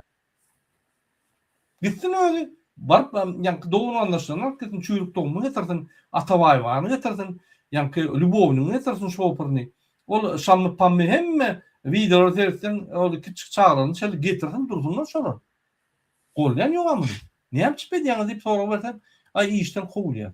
$100 işleyen, işte sen yılla $30'dan yani 30 manattan gazete jurnallarına hemen tersin $50 ayna alıyor. Onça vakt yitirip $50 aylık alıp sen şoň direktor bolan şo zawodum. Näme gerek gidip taksçylyk etdi, arkyn ýaşa kelläň diýinç. Sen bergidal däl özüňi ýa-ni hormatyny ýitireň, namazyny ýitireň, wyjdanyny ýitireň, çağırýaklaryny bolmada. Men halka düşünemek. Onuň çäreçimi ýa. Muhammed Ağa bir şunu düşündirýärmi maňa? Bire çäreçi gelip çäre diýär. Buluşlaryň ýerlerini ogurlamak üçin men häzir düşündirýär näme göçüp koymak için bunun hemmesi buluşları içeri çıkıp bunu kollap vay arkadağım sen sayanda men yaşap durun kanım aylanıyor sen sayanda Allah yok yani sen bar bolonsoň men demalyan ay bunu diýen zatyn işten özüm toyan. Han bir düşündürsen Muhammed Ağa. Şunda Murada göde şu sistema şu korku sistemasyny döretmek bilen şu türmeler näme üçin adamlar boşadanar? Näme üçin türmelere daşary ýurtdan delegatsiýalar göwerene, şonu giygin taklaya, günne çäre geçirip polisiýaly köşelerde aýlap eden etdilen şu gorku sistema şu adamlar gorkuýar. Näme üçin aýlyk berenak, aýlygyny az berýär. Näme üçin yerleri paýlanak, näme üçin Türkmenistanda biznes etdirenak, näme üçin bankowiski sistemany dünýäde da gawat getirenak, näme üçin jaýlary privatizasiýa edenak, näme üçin gymmat bahalar jaýlary salyp halkın aylığına kavat gelmeyen bahadan olara mecburi ýagdaýda aldırıp hükümet işgärlerini. Şolar dudaga salýar, ondan ola çäresiz nälaje deyin adamlara öwürler. O zaman ol eger şol diýenini etmese ol hiç kim. Ol jaýyna mitirýär, iýjek şegem ýok, ýurtdan çykyp bilen türmäde düşýär. Türmäň içinde aýalyny dorlaýarlar. Hem şu zatlaryň hemmesi adamlary şu ýanak bir nälaje deýin zatlara öwüripdir. Sen gözüne etdir ýene şu ýanky nemede Azatlyk radiosynyň beren dadyna 10 tane mektep okuwçysy özünden gitýär. Gözde birinciden saat 7'den 10 käçilliň çölüne aýak üstünde durýar. Şolaryň hemmesine de aýdylýar. Fuşmegen bolanak, iýmegen bolanak, hajatkana gitmegen bolanak diýerler. Gözde şunu aýtýarlar, gittirmeýärler şunu. Duran ýerinde durmaly. Şu taýda 10 tane çağa özünden gitýär. Şu özünden giden çağa da hiç medisin kömek beren akla. Şolary demedi bir ýerde goýýarlar. Şu taýda görünmerýär. Şu duran ýerinde. Gene de şu çäran dowam etdirýärler. Yani şunu etýän adam Berdi Muhammed der. Şunu etýän adam minister der. Şu aşağıdaky şu mektep okuwçysynyň mugallamy, şu trenerler, şola. Yani şeydir bizim adamlarımız moral taraftan bozdular. Binamız bir vicdan imansız ettiler. Bir imanlı adam ve de vicdanlı adam çağa özünden gidip oturan adamı şonu bir yana tüyüşüp koyar mı? Özünden giden çağın gözüne getirin. Şun yanak adamları binamız ettiler. Birbirine düşman ettiler. Ahlak taraftan bozdular. Biz şu sisteme, şol için biz eğer vicdanımızda öwülecek olsak, namusumuzda, dinimizde, vatanımızda iyi çıkacak olsak, şu karamda adalardan yurdu dindarmalı. Murat ağa men aýtjaklarym şu. Doğru diýen Muhammed ağa, gat dogry belläp geçdiň. Ine men endi halkyň göwüne degedem bilenok ýöne biz şoňa bardyk. Bilen wara. Näme diýär edýän bolsak biz pampers almaly. Ya tuvalet oýanok. Biz pampers alyp boýuna almaly. O da pul gerek Murat ağa. Bu da pul gerek ýöne. Pampers olmadan onda başga variant tapmaly. Bolýa men bir göwüňde deňmeýän ýa-da. Ýöne bu maňa da degişli. Diňe de menin dogry anlaşylma. Men nime? Hemmemde degişli. Biz bolmaly, buraya ne ýalaje diýip. Odan öňe bir ýollaşma diýär, türkmençe üýüşüp biz etmeli. Indi üýüşüp bolmaýar, men bunu aýdym. Üýüşüp bolmaýar, üýüşek bolsaň 120 derek türkmene. Her kim öz ýerine görüşmeli. Haçanla biz bir noktada baranda biz görür, kim görüşýär, biz şöyle üýüşür. Startda üýüşüp bolmaýar mümkin. Şoň üçin her kim öz ýerine görüşün, odan halk öňe saýlansa iýidin naky, ýa massowky hökman ylgamaly. Durmaly. Şoň üçin her kim öz ýerine görüşüp başlasa, polisler ýatyp bilmeýär. Ýöne usilende. Ya ol iksan kezap olur yatırmaya. Ahir olur mu işlerini taşlaya? Afisyerler yani. Yani karol. Murat ağa gözde korkmakluk korkokluk bula bir çustva da adamda. Bana oynat bilýär. Bir adam şu açık, şu moment korkak bolsa bir zat sebep bolup bilýär şu batır bolmagy. Hemme zatdan geçmeli. Awam. Şun tapawuty 10 sekund, 5 sekund. Şol için ýöne bizim şu gurrunlemiz, şu zatlar aýtmamız, näçe köp adamlar şunu aýtdy, öz aralaryny gurrun etdi. Halka ýetiribildi. halk yekedelerini bilse, nimette halk ondan batır oluyor. Biz meydançanı tayinliyor. Meydançada kahramanlı görünüyor. Situasiya adamlar nähili bolmagyny görkezýär. Şol için biz situasiya döretsek halk kahramançylygyny görkezýär. Şol için şu videoları yayradım. Dımy oturmaň, hakyny talep etmäni öwrenin. Halk hakkın diňe hakkın bozulana bütün Türkmenistanlyň hakkı bozulýar. Hemmesi bir-birini gollamaly. Şol için şuň Alişer'in doğulunguny. Şu bir kahraman oğlan öňe çıkıp gelip bizim halkymyň problematini aýtdy. Şonu gollan. Şoň çağılaryna kutlu gatyny uğradım. Şoňa materialny kömek edin. Biz şaý şoň 28'ine, şaýyň 28'ine bir ýyl boldy iki tane kahramanymyzyň Türkiýe döwletine ýetirim bolanlar. Şolary hemme ýerde biz mitingleri geçirjek. Şoňa materialny kömek gerek. Edin. Şu näçe kömek etdi, şu kömek etýän adamlar da batır bolýar. Men aýdaýyn şonu. Şondan eýýän başlanýar batyrçylyk. Sen aktivistlerin maşgalatyna kömek etdin. Şola bilen raýdaşlyk bildirsen, şu videolary ýaýratdyň, şu tenne kahramançylyk terbiýeleýär. Şu adamla oldun, watan üçin janyny bermäne taýin bolýar. Şu adamla oldun, halky köçe çykaryp bilýär. Yol başçılık edilýär. Şol üçin şu zatlardan başlanýar kahramançylyk. Okey.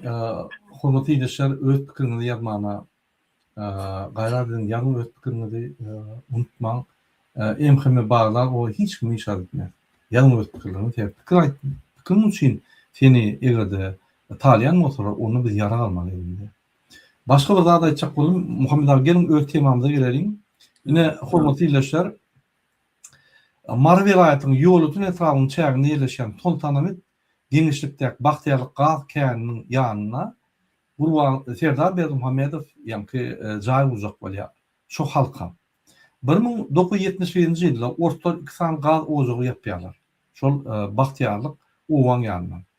Şu wagt ýa-ni häzir ihtiýajymyz ýok diýip şol 2 san skwarjynany ýapýarlar. Şurada gaz tapylýar. 1971-nji ýylda. Ondan 2017-nji ýylda birinji ojagy açýarlar. Şo ýerde 2007-nji ýylda Gurban Berdimuhammedow Hytaýyň firmasy CNPC Drilling Engineering Co. Ltd. Türkmen gaz konserni bilen birlikde birinji ojagy açdylar. Ondan 2024-de ikinji ojagy açdylar. Şo ýerde her ojagy açanda bir 40-50-60 tan gaz ojagy goýarlar. Ýani bir deşikde näle gapdyrma deşikleri şol ýani plastik bir gaz alýar. Ondan şo taýda 2024-nji ýylda gaz çykdy, ýene-de gaz çykdy Bahtiýar owundan we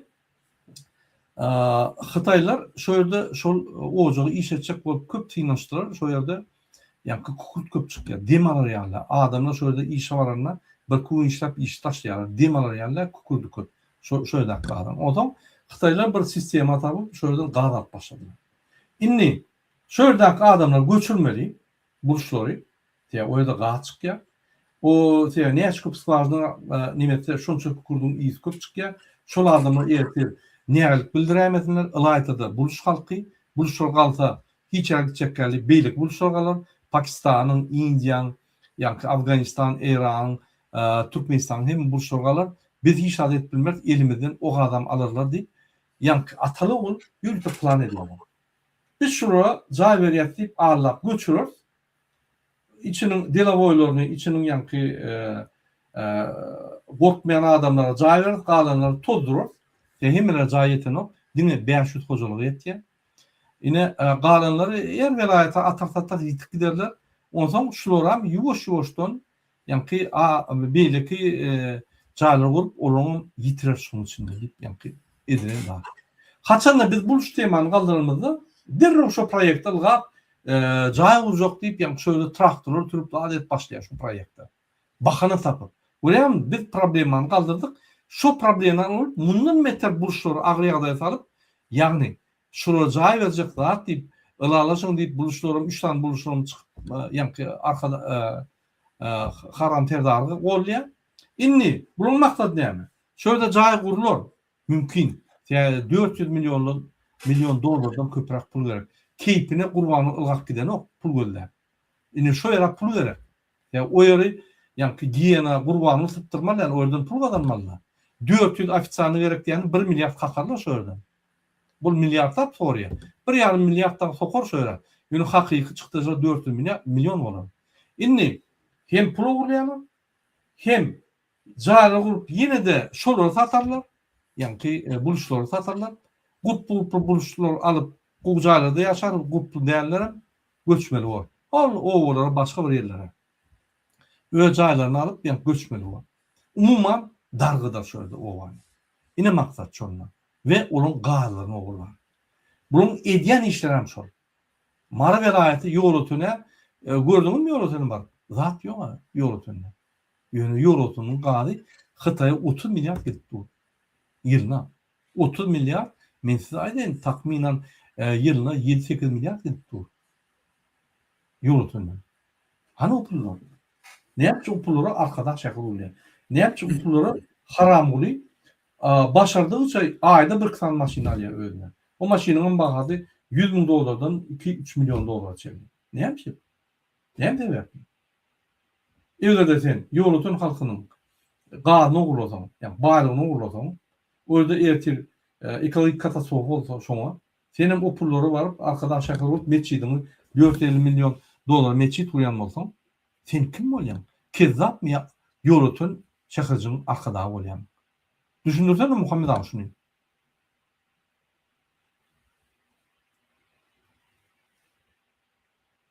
Sesin gelen ok Muhammed ağa. Sesin kesildi.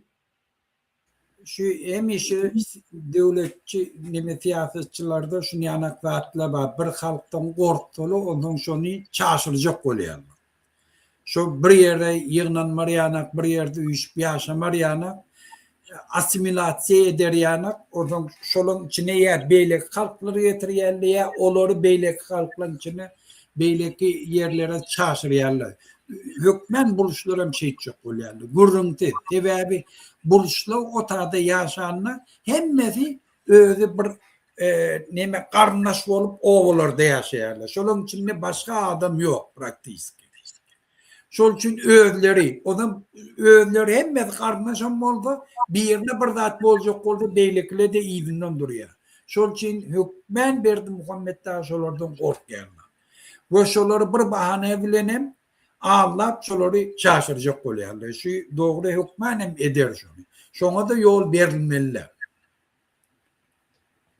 Jaýlar hükmen doğru diýen. Ine derdim, ine Hytaý kampaniýasy 2007-nji ýylda Gurbanulyň döwrüne şo ýerleri Hytaý berdi. Soňam 2021-de ýene Hytaý kampaniýasy, ýani şo 2007-nji ýylyň şertnamasy boýunça 2020-nji ýylda ýene şo ýer ýene başlady da. Özgürlük başladı. Yine Muhammed ağa doğru aýdýarda, yine şöyle şol gurulýanda.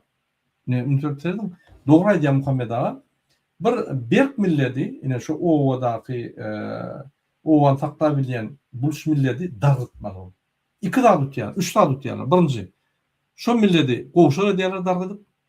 Ikinji, gallaryny alýarlar. Üçüncü, gallaryny alyna guruluşy eden baýardy. Ýene de öýlerini satýarlar. Bağlar bakadan. Buluşlar neye çağırılan yandır? 100-150 dolar. Gaz satıp ördük, satıp 300 dolara yandır. Azeni 100 000 dolarlık cayına neye çılgırak pul yığınamak? İpoteka sokorlu, belgiledip giderler. Ön gazın polis anlayan olsa inni özün eltip verirsin gazın bağlara. Ondan tatıp şu banka pulunu eltip verirsin. Bu olmasa sen oturun yerin gazı gidiyor. Sen oturun yerin gaz alıp satıp sana cay vurup sana da pul töle diyorlar. Kulkunç değil mi? Yani kanun. Burada yeni üstüne burada deyin. Gönde sen şol 100 000 dolarlık cay alsan eyyem sorayarlar sen pulun nereden geldi? Ay garat kalamaz. Hava onda nereden kazandı? Priskajdeniyeti. Alıgıt pulluk öz yerine vurma. O zaman sen neyim için nalok tölemeyendirdin deyip yine de eyyem o galonu diye açıyam. Tebebi eğer şu caylardan alsan ödün duduğu attın. O zaman sen bir tağlayan tıgıray oluyor. Nalogu inspeksiyedem sen tağya, polisiyedem tağya, kenbedem tağya, hem tebäb sen özüň dudaga düşýär. Sen pulun yok, onu almağa. Nerede? Eğer alan bolsaň onu görke. Ha nalogu. Nereden adam? Doğru diýen Şol için bu hükümetin talyan jaýyny satın almaklık, akmaklık häzirki ýagdaýda. Serdim häzir hökümetin baran yeri talamançylyk maşynyň bardygy. Ine sana jaý gurmana bar ya, o sen talamana var ya. Jaýly gurar. Yerinden kowar. Gowy ýerinden alyp onu Hytaýlara berip, o ýerden gaz-gazan, ýani pulunu satyp öz arkadaş şäherni, ýani öz 450 milyon dolar meçidini gurar. Sana da şonu kredite verir, senin kredit bermeli bolsa. Sen hem yerini derdim, baýlykly yerlerini, ata baran goýun yerini, hem kredite soktular, hem berilmeden götüňe deperler. Ondan gerek mi şol kuruluş? Yok. Gerek kuruluşu, kökman gerek. Yöne on başka şertlerde gerek. O şertler näme şertler? Muhtul kurup bermeli. Näme şöyle dakika hükümet öz jügünden çıkaran oşo sen gadyň alyp sana muhtul bermeli. Medip. Ýa-da dogrymy? Simbolik bir 5.000 dolar almaly senden gadyny hükümet öýle bermeli. Sen gadyny satyp şo pulu gurup bermeli. Ine onu hükümet sana servis edýär. Häzir lütçe sen taly ya. Bilýän tapawdy. Bir şert, bir ýa şertde sen taly ya, ýerini alýa, kredite sokýa, soň götüňe dep goýýar. İkinji şertde sen baýlygyny alýa, sana berýär, sana jaý bulup berýär. Arkyn ýaşa diýip, ýa-ni seni gyrarak goýýar da o skajlany alýar. Ýyllar boýy o soňalar. Neşeli bolmady. Ýa-ni dogrymy? Buluşlar ýadyň komentarda ötkilenedi. Indi ýörüte men diýilýär türkmen aýýan. Men buluşlar goýulamda türkmenleri undamok. Men buluşlar goýulamda bizim halkymyň içinde közenýän, gaty közenýän milletler bar. Lewa, buluşlar, başga etraplarda, başga vilayetlerde biz şonuň sesleri eşdilmedik. Ýyllar boýy. Eşitmek üçin Mansur Engelov eşitirjek bolup basylyp gitdi. Ine biz eşitirip buluşlary türkmenler goýular ýaly. Türkmenler bilen ýagny dogan bolar ýaly we bizim bilen şol kezzaplar goýar ýaly birleşdirjek bolýar. Biz olary kimdeden dok, ýa türkmenler kimdeden dok ýadyňdan çykarmaň. Buluşturjak bolup däl. Gaýty buluşlar Türkmenistanly. Grajdany bolly, pasporty bar, grajdany, ata babalar ýaşaýar şöyle. Näçe biz kimsitmeli bolar? Ya näçe tejenek türkmenler kimsitmeli? Ya ýol ötenek türkmenler ýok. Biz bellek geçýär. Şoň şugullyklary bar. Şogullyklary bizde de bady. Biz unuttuk şolary. Şolardan öwrenmeli, şolardan birleşmeli, şolardan bilim etmeli. Ya watanam şolar bilen, grajdandygym şolar bilen, köp zady şolar bilen, ýerlerim şolar bilen bizim. Ütköç gadymy ýok olardan. Onlar öz millet tapawçylygy bar. Bizim öz millet tapawçylygyny biz goňşy agary ýaşamaly bir-birine hormat goýup. Ýa-ni dogrymy? Indi Muhammed ağa, ine şu ýerde jaý gurulur, ünsöklerden şunu.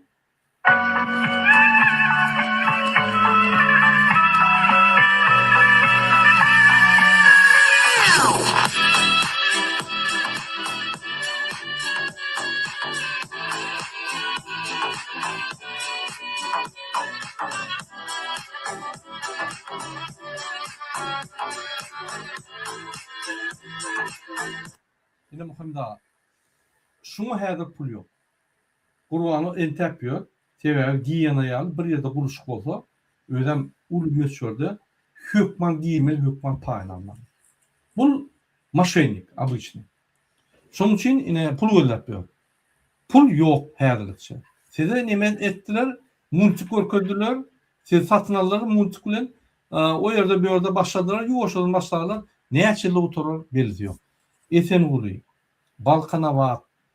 Balkanawatda etraplarına şuraya Gurban var söz verdi. Suwumuz ýok, elektr energiýamyz ýok, ýollarymyz ýok. Hemme zat oňup berýän, ine häzir ine men ýa nazar çüýlük şöwrde hemme zatlar oňup diýip nazar çüýlügi hemme zat oňup berdi, halk aç kaldy. Ýolsuz, elektr energiýasy, ýa-ni suwsuz. Oňurmady hiç Allah gaýtdy. Siz anlamadyňyz, siz kim? Hiç kim. Siz nägeliklerini bildirdiniz mi? Yok. Öz haklaryny gordunuz mu? Yok. Näçe sizi anlamadın? Aýdan bir sany argument aýdyn, näçe sizi anlap elinizdäki baýlyklary almadın? Bu bilen baba. Gaýtyp arkadagy şöhret dip ýanky çäre edip öz puluňyzy çäre goýýan. Bu bir öz üstüňizden gülkünç ýagdaý döredip özüňi maskara edýäňiz. Siz gurbanyny maskara edýäňiz yok. Siz özüňizi maskara edýäňiz. Siz Serdar maskara edýäňiz yok. Siz özüňizi maskara edýäňiz. Türkmen legendasyny aýdypdym bir gezek, ýadyňyzda bolsa. Ýene bir gezek gaýtarýar. Bir zaman var. İki tane Türkmen maşallah kul var eken. Indi şu Türkmenin nägiligi dörek bilýärmi, şoň limiti barmy, namasy, wyjdan niýe çelli, haýdyn okuda çelli bir eksperiment geçireýin ýa-da. İkisinden çağırýar. Her kimin arkasında da maşgala var. Orada yer verip, ýanky şoň 50%, şoňky 50% menki diýip yer verip, olar suwnam, ýernam, ekşam öldürýär. Çağırıp tüýüge ikisine de. Ay siz haramlar. Size men yer verdim, zat verdim. Goğuçu zat edýäňiz, ýarty getirýäňiz. Siz uýlaýaňyz, siz beýjaňyz tüýüp inni 25% kininki 75 menki diýär. Bu meňden keldi, naşakdan gidýärler diýişýärler. Öz maşalasyny ýanky kemerlerini çekýärler, gysynýarlar, işýärler. Ýene ýarmy geçýär, baýma aýdýa gelýär, bunuň namsy abi ýok. Hiçbir limiti yok. Şunun ýanky nägelikler bolan şurada wyjdany barmyka, özüne hormat goýýanka şu türkmenler diýip ýene çağırýar-da aýsy jellatlar.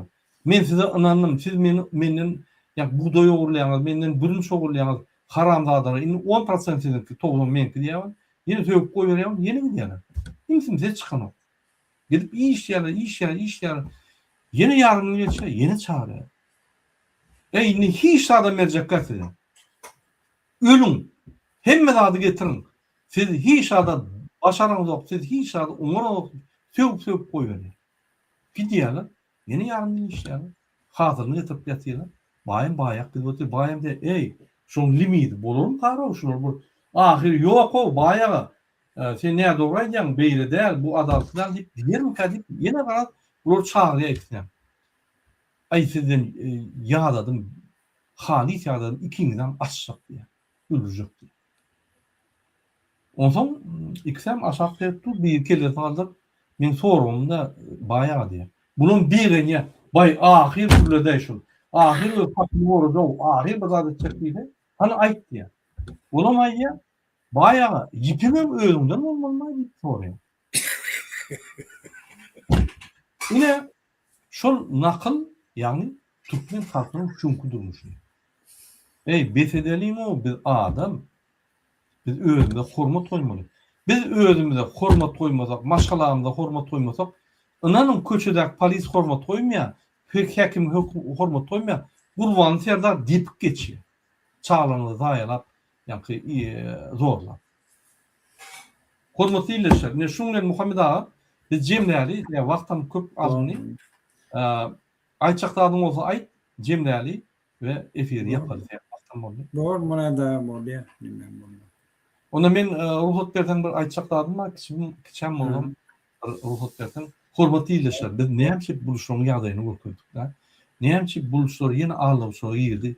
Şol haram tohumdan, çüýük tohumdan diýip düşündirdik. Men size ýalňa 2007-nji ýylda alynan kararlary okudum. 10 ýylda, 20 ýylda hatalar berildi diýip söýlerler. O ýerler sizinki däl. Öyle berildi. Bu karar çykarýar. Öz emlegini, ýanky öz emlegini beýleke bir guruma berir ýaly, berýän ýaly karar çykarýar. O kararda kime näçe wagtlyk, haýsy pulunu, näçe şertlerdi, bu zatlar ýok. Hatda diktator ýazman karar çykaranlar şunça manat dolar karar, şunça wagtlyk, şul kampaniýa, olam şu şertde diýip ýazylýar şu zatlar. O ýitirmekde şonu. Sizin yerleriniz berildi. Siz bilen yok haýsy şertlerde. Oňa watanym, arkadağım, asuda asmanım, asuda asmandan başga zat galmady sizde. Inan sen. Ine bizde asuda asman var, oň aşagyna baýlyklar, zatlar, işler, hemme zat bar. Siz de at uzatman ve başka da adınız yok ha. Yine şuraya alıp fikir edin şu zatları. Biz size fikirlemek için şu zatları yani düşündürüyor. Bizim halkımız son vakt bir soğuk ettiler. Ben yalnızca 5 tane sizin adattığınızı uğurludur deyip düşünürdüm. Yine şu zatlar size bir soğuk körlüğü getiriyor. Gözünüzü açın. Bolly değil şunla. Muhammed Ağa onun näme hormatyla şer hemmeňize jandarlyk arzu edýän buluşlar gayrat edin, haklarınızı goran, Türkmen halkam sizden öwrenir.